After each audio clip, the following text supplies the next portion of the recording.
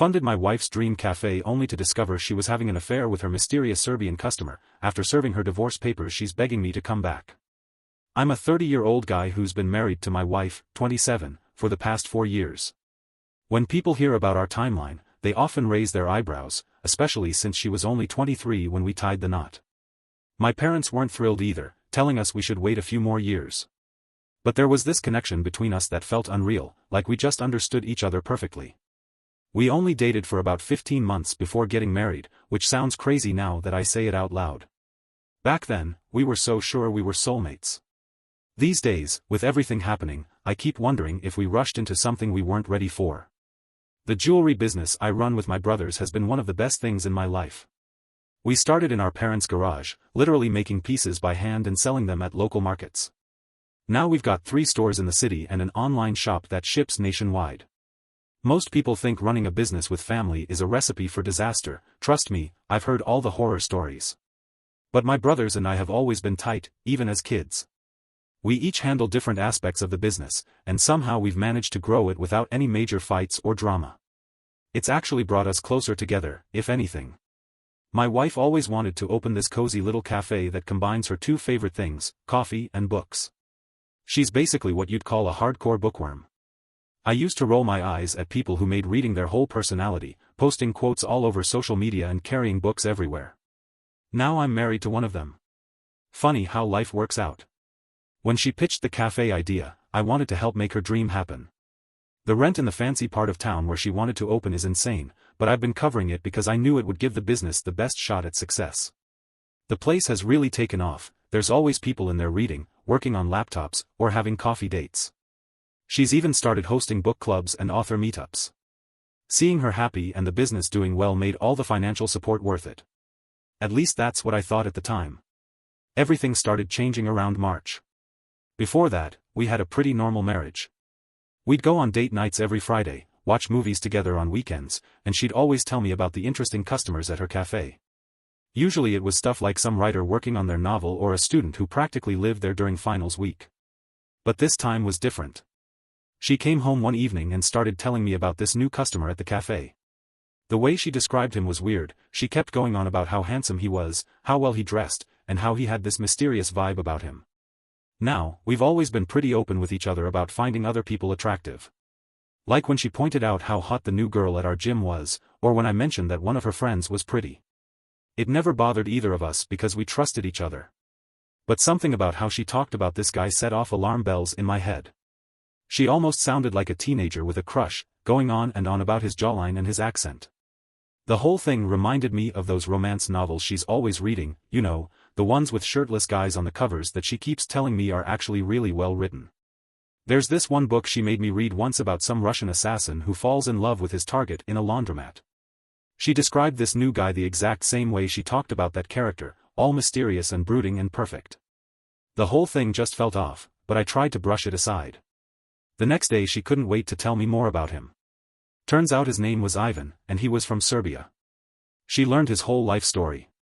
Apparently he used to run this successful car dealership back home but moved to the States for better opportunities.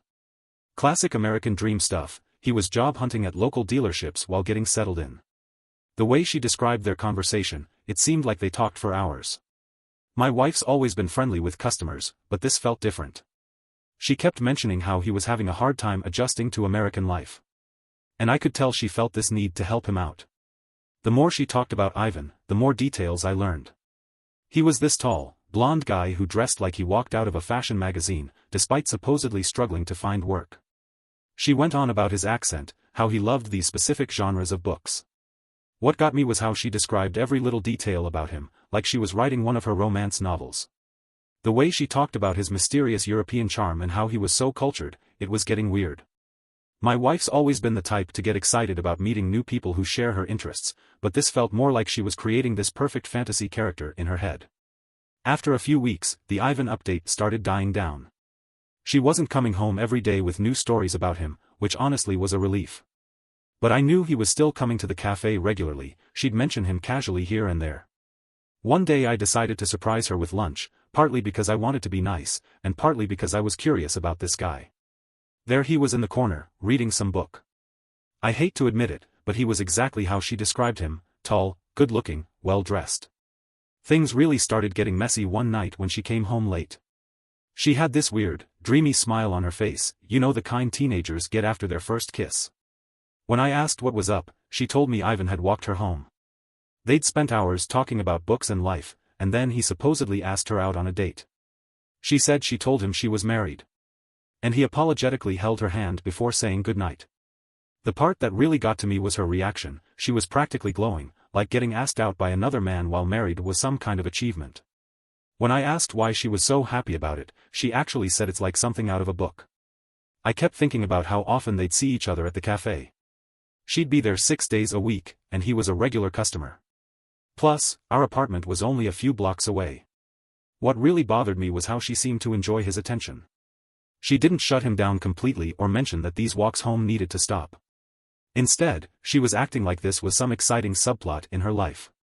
I wanted to tell her to find a new regular cafe for him to hang out at, but I didn't want to come across as the jealous, controlling husband. I kept telling myself I was overreacting. After all, she did tell him she was married, she could have hidden that if she wanted to. But there was this nagging feeling in my gut that wouldn't go away.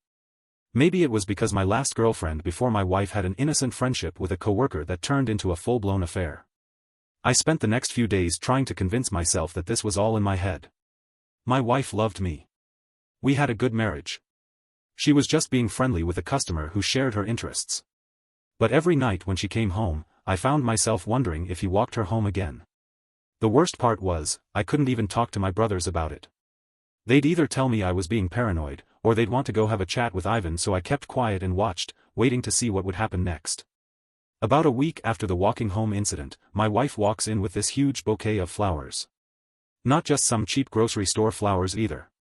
These were fancy roses from that expensive florist downtown. She's humming to herself while arranging them at our wedding base. Then she casually drops that they're from Ivan. Apparently, he'd gotten a job at some car dealership and bought flowers for a coworker's birthday. He just happened to have extra flowers and thought she deserved them because she works so hard. The whole thing was obviously BS. Who spends that kind of money on expensive flowers just to give extras to their local cafe owner? I couldn't believe how she was playing dumb about the whole situation. Like she was this innocent girl who had no idea why a guy would give her flowers.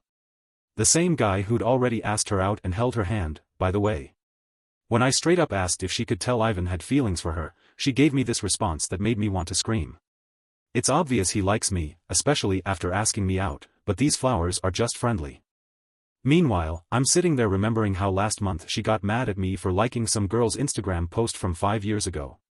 Let me tell you something about guys, we don't buy flowers for women who reject us, especially married women, as some friendly gesture. That's not how it works. Ivan wasn't being friendly, he was playing a long game. He probably figured if he couldn't get her with the direct approach, he'd wear her down with these innocent gifts and attention. And based on how my wife was acting, his strategy was working perfectly. The whole thing reminded me of how my cousin's marriage fell apart. His wife had this friendly personal trainer who kept giving her protein shakes and workout gear as professional courtesies. 6 months later, she was living with him. I could see the same pattern starting here, but my wife was too caught up in her romantic fantasy to notice, or maybe she just didn't want to notice.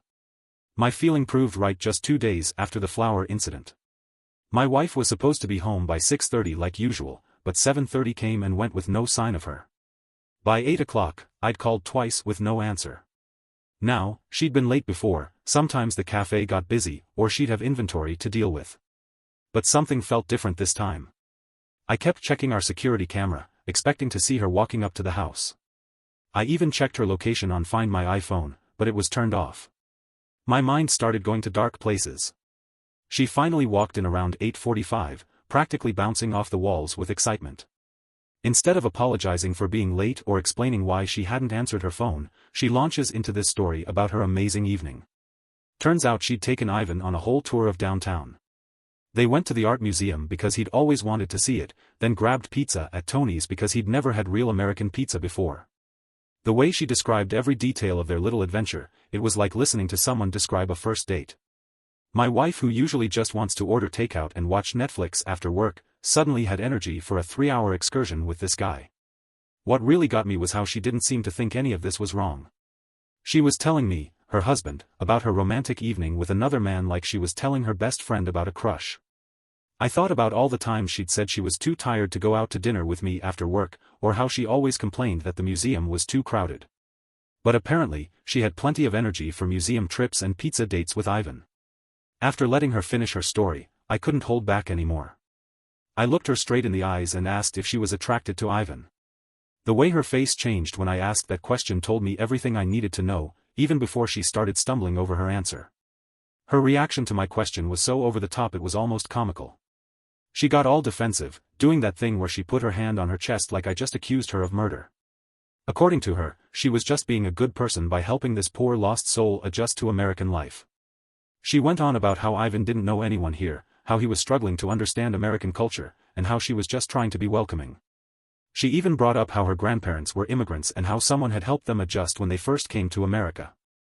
The whole time she's explaining this, she's pacing around our kitchen, reorganizing things that didn't need to be reorganized, not making eye contact, all the things she does when she's lying. That's when I told her she needed to stop seeing Ivan outside the cafe. You'd think I just told her to stop breathing. She completely exploded, turning it all back on me. I was insecure, I was controlling, I was toxic and jealous. She brought up how I'd never had a problem with her other male friends before, conveniently ignoring that those guys were either gay or married themselves. Then she started crying about how I didn't trust her and how she couldn't believe I thought she'd ever cheat. The whole time I'm thinking about how she'd hidden those texts from Ivan the first seen pop up on her phone, or how she'd started putting her phone face down whenever she was around me. I managed to keep my cool. Which wasn't easy considering I wanted to throw something through a wall. I tried to make her see my side of things. I asked her how she'd feel if some gorgeous Serbian woman started coming to my jewelry store every day, and I started taking her on private tours of the city. What if I bought this woman gifts and let her hold my hand? What if I started coming home late because I was showing her around town? My wife just rolled her eyes and said that was different, but wouldn't explain how. Then she brought up this guy friend from her college days who'd had a crush on her like somehow that was the same thing. By this point, I'd already seen enough red flags to start a parade, but watching her try to justify everything just confirmed what I'd been suspecting. Something was definitely going on between them. She actually tried to tell me I'd understand if the roles were reversed. Right, because she totally wouldn't lose her mind if I started spending private time with some attractive woman who kept hitting on me. This is the same person who made me unfollow my ex from 10 years ago on Instagram and got upset when my female cousin hugged me too long at Christmas. But apparently, I'm supposed to be totally cool with her playing tour guide for some guy who's clearly trying to get with her. I know I said that we don't fight if we find someone attractive in the beginning, but that only works if we speak to each other about it and don't pursue it further like what she did. I ended up sleeping on the couch that night, which honestly wasn't surprising. What was surprising was how quiet things got after that fight. She stopped mentioning Ivan completely, no more cute stories about what he was reading, nothing. She was coming home on time every night. And everything seemed to be getting back to normal. I started to think maybe I had overreacted, that maybe she'd actually listen to me and set some boundaries. My brother even noticed I seemed less stressed when I was at work. I was finally starting to feel like I could breathe again. Then came that random Tuesday afternoon when I decided to surprise her at the cafe. I just finished a big sale at the jewelry store and thought maybe we could grab a late lunch together. But when I walked in, her employees were running the place, but she was nowhere to be seen. My wife practically lives at that cafe. She's there from open to close, running everything herself. She doesn't take lunch breaks, doesn't do errands during business hours, nothing. She's always said a good boss needs to be present. I asked one of her employees where she was, but they just gave me some vague answer about her stepping out for a bit. Something in my gut told me to wait and watch instead of making a scene. So I went back to my car across the street and sat there, telling myself I was being paranoid again. That's when I saw them. My wife and Ivan walking up the street together, arms linked like they were on a date. She was laughing at something he said, leaning into him like she used to lean into me.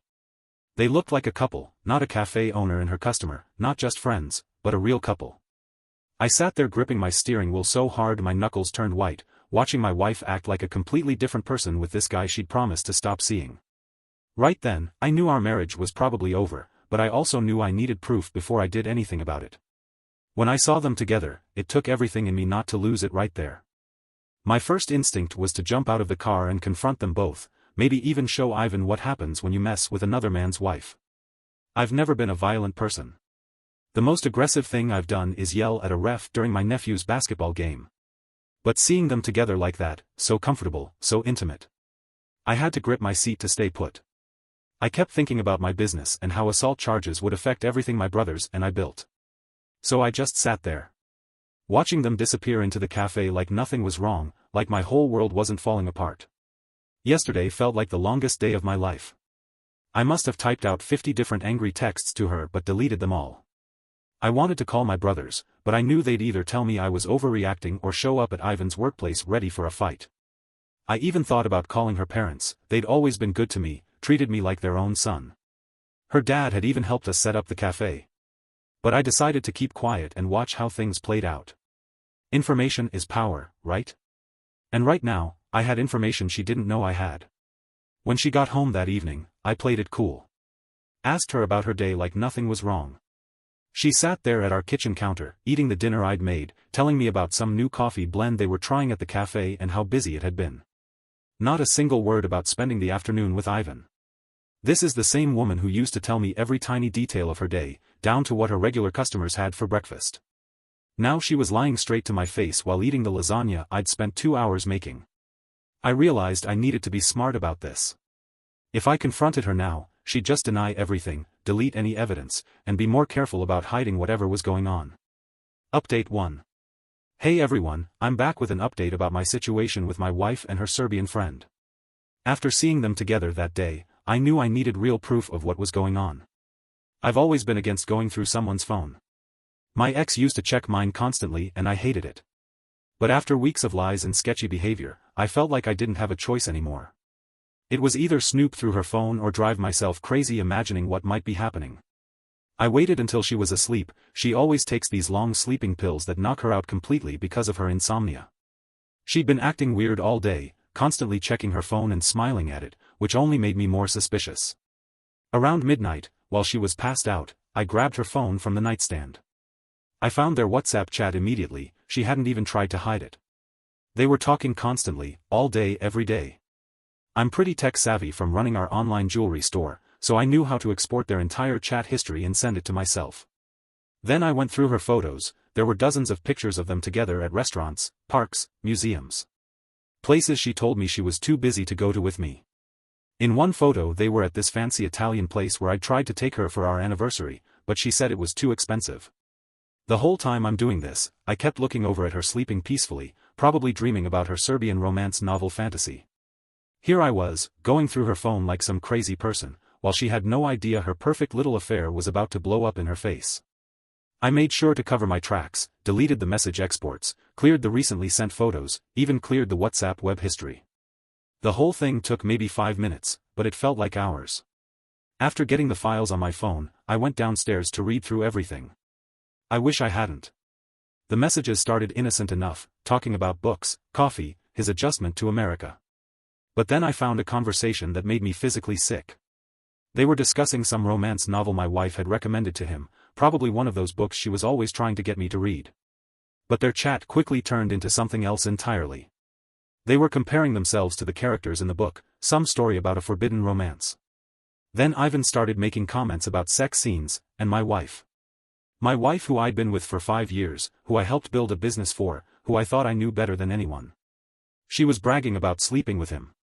They weren't even trying to be subtle about it. The messages were explicit, talking about their hookups, joking about how the affair made everything more exciting. My wife actually wrote that she didn't regret cheating on me. She was proud of it, getting off on the whole forbidden romance angle like it was one of her stupid books. The woman I married, who cried at our wedding vows and promised to always be faithful, was treating our marriage like some cheap plot device in her real-life romance novel. I couldn't stay in the house after reading that. It was 2 a.m. and freezing outside, but I had to get out. I just started walking, no destination in mind. I kept checking my phone, rereading the messages, torturing myself with every detail. When I finally came back home around 3 a.m., my feet were blistered and I was half frozen. She was still asleep in our bed. I checked her phone one more time and took a video of their chat. Just in case she tried to delete everything later. I made sure to record everything from her phone. Not just screenshots, I took actual video footage scrolling through their conversations, showing the timestamps, contact info, everything. My cousins had a divorce, and I've seen enough divorce cases go sideways because of doctored evidence. I wasn't going to let them wiggle out of this one. I recorded their whole chat history, the photos, everything. Let's see her try to explain this away as just being friendly with a customer. The worst part wasn't even the cheating, it was how they were laughing about it. Turning my life into their own private joke. All those nights I worked late at the jewelry store to cover her cafe's rent, and meanwhile she's getting kicks out of sneaking around behind my back. Reading those messages, seeing how she joked about having a husband at home while sleeping with him, made me realize she wasn't just cheating, she was enjoying humiliating me. She even told him about personal things I'd shared with her, private moments that were supposed to be between us. She might think she's living in one of her romance novels, where the bored wife finds excitement with a mysterious foreign man. But this isn't some book where everyone gets a happy ending. I've already started looking up divorce lawyers, found one who specializes in infidelity cases. I'm done playing the role of the oblivious husband in her little story. Update 2. Finally, I can tell you all how everything went down. After weeks of careful planning with my lawyer, we set everything in motion. I hired a process server. Paid extra to make sure it would be during the cafe's busiest lunch hour. I took an Uber and parked across the street, wanting to see the whole thing unfold. The server walked right into the crowded cafe, past all her regular customers and book club members, and served her the divorce papers right there at the counter. She tried to get him to do it privately in the back, but he loudly announced he was serving her with divorce papers. I watched through the window as her perfect little world crumbled. Her hands were shaking so bad she could barely hold the envelope. Some of her precious book club ladies were there too, watching the whole scene. So much for her sophisticated cafe owner image. I spent the rest of the day at the jewelry store, actually having a pretty good time. My brothers could tell something was up because I was in such a good mood. Usually, I check my phone constantly, but that day I didn't care. No missed calls, no texts begging for forgiveness, nothing. She knew she was caught. The prenup we signed, her idea, ironically, because her parents insisted, had a clear infidelity clause. She wasn't getting anything from me. When she finally came home that night, she looked like hell. Her makeup was all over her face, eyes swollen from crying, nose running, nothing like the confident woman who'd been sneaking around with her Serbian lover. She stumbled into the house looking like a mess, kept asking over and over what she did wrong, as if she didn't know. The best part was watching her try to figure out exactly what all I knew. She kept throwing out different possibilities, testing my reactions. Was it because of Ivan? Did someone say something? Is this about me being late some nights? She was desperately trying to figure out if she could still lie her way out of it. I just sat there, watching her scramble, knowing I had those messages safely backed up in 3 different places. Finally, I decided to throw her a bone. Told her I'd seen her and Ivan walking arm in arm that day when she was supposed to be working. You should have seen how fast her attitude changed. Suddenly she went from crying mess to defensive mode. Started telling me I was overreacting, that I was throwing away our marriage over one innocent walk. Called me insecure and controlling, then in the same breath begged me to reconsider. She even brought up couples counseling, as if that would fix what she'd done. The whole time she's switching between insulting me and pleading with me. I'd had enough of the show, so I told her to get out of my house. Not our house, my house. I bought it before we got married, another thing she seemed to forget. She tried to argue, but I just pointed at the door. Once she was gone, I called my lawyer. I'd already moved most of our joint accounts into separate ones, documenting everything with the bank. Being in business taught me how to handle money properly, and it was paying off now. She might have been living in a romance novel fantasy, but divorce was about to get real. I hired the best divorce attorney in the city, the same one who handled my friend's divorce when his wife cheated with their neighbor. This guy wasn't cheap, but watching my wife realize she couldn't afford a lawyer anywhere near his level made it worth every penny. Let me tell you about the importance of a good divorce lawyer.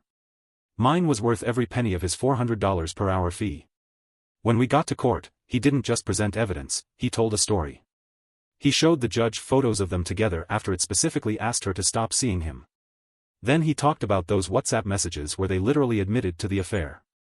The judge's face when he read their conversations about how exciting it was to sneak around, priceless.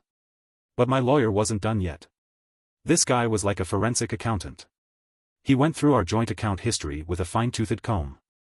Found restaurant charges at places I'd never been to, matching them perfectly with texts where Ivan thanked her for dinner.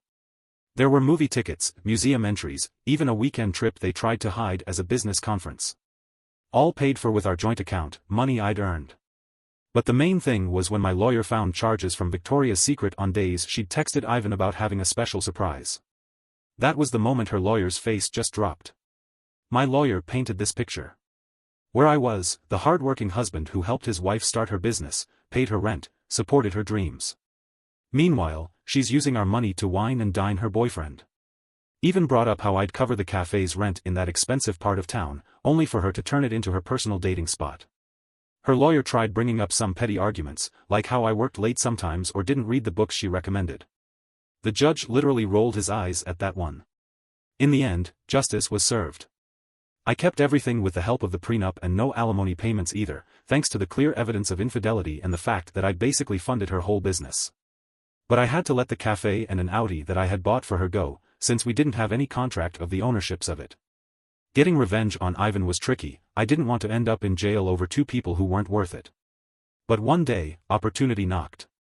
I saw him leaving the cafe, probably after another cozy afternoon with my ex-wife spending her cafe's profits on his coffee. I followed him around the corner, keeping my distance until we were away from the security cameras and casual observers. Called out his name, and when he turned around, I introduced myself. "Hey Ivan, I'm ex-wife's husband." The look of recognition on his face was perfect, right before my fist connected with his jaw. The punch hurt my hand like hell, but watching him sprawl onto the sidewalk made it worth it. His lip was bleeding, and he looked completely shocked. You'd think a guy who sleeps with married women would expect an angry husband eventually. I was ready if he wanted to fight back. But he just got up, wiped the blood off his face, and walked away. Guess all that tough guy mystery man stuff only works on cheating wives. I wanted to do more, but one punch was all I could risk without ending up with assault charges. Then came the sweetest part of my revenge. The cafe's rent was due May 1st, $4,500 for that prime downtown location she just had to have. Mid-May, my phone starts blowing up. It's my ex crying about how she can't make rent. Turns out running a cafe isn't so easy when you actually have to pay the bills yourself instead of spending all the money on your boyfriend. She kept saying stuff like, "Please, I built this place from nothing," conveniently forgetting whose money built it. Begging turned to bargaining. She'd pay me back, she'd give me partial ownership, anything to keep her precious cafe. Every time she called begging for help with the rent, I had the same response: sell the Audi. She'd start crying, saying she needed the car, that she couldn't run her business without it. I just blocked her number. A week later, my brother sent me a screenshot from Facebook Marketplace. There was her precious white Audi, listed for a desperate quick sale. After she sold the car, she actually had the nerve to call me from a different number, screaming about how evil I was for making her sell her car. Said I was being cruel, that I was destroying her life's work by not helping with the rent. I just laughed and reminded her how she thought it was fun and exciting to cheat on me in the cafe I paid for. That shut her up pretty quick. Haven't heard from her since. I'm actually looking forward to next May. Without my money covering the rent, without my bookkeeper managing her finances, and without her fancy car to keep up appearances, I'm betting that cafe won't make it another year. Those book club ladies who used to fawn over her sophisticated taste have mostly stopped coming around. Turns out publicly getting served divorce papers for cheating isn't good for business. My brother drove by last week and said the place was pretty empty. Sometimes the best revenge isn't just getting even, it's moving forward and living well. Thanks for all the support, everyone. Pretty sure this is my last update. Got better things to do than dwell on the past. Thank you for watching. For more videos like this, remember to like and subscribe.